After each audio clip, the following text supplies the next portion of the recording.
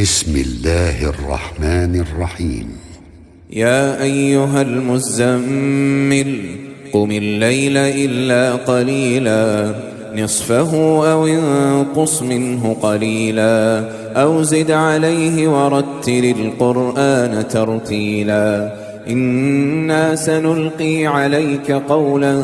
ثقيلا إن ناشئة الليل هي أشد وطئا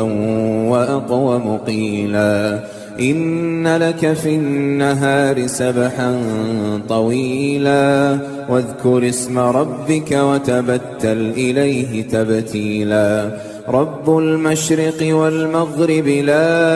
إله إلا هو فاتخذه وكيلا واصبر على ما يقولون واهجرهم هجرا جميلا وذرني والمكذبين أولي النعمة ومهلهم قليلا إن لدينا أنكالا وجحيما وطعاما ذا غصة وعذابا أليما يوم ترجف الأرض والجبال وكانت الجبال كثيبا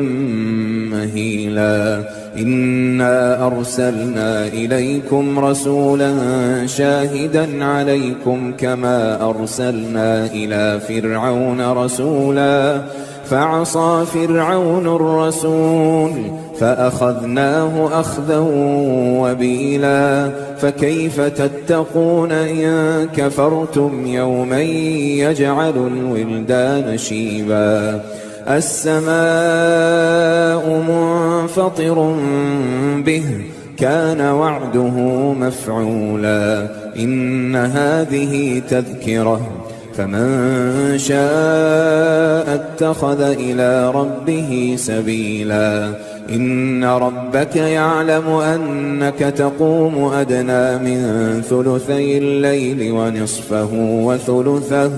وطائفة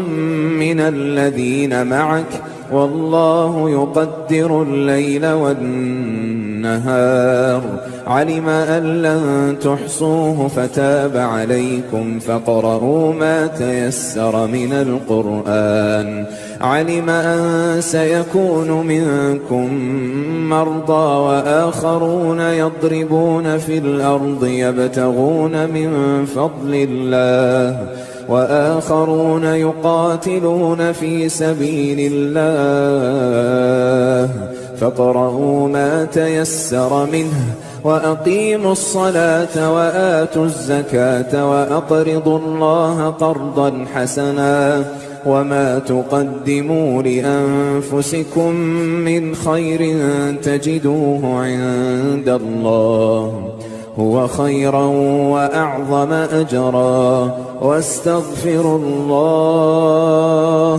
إن الله غفور رحيم.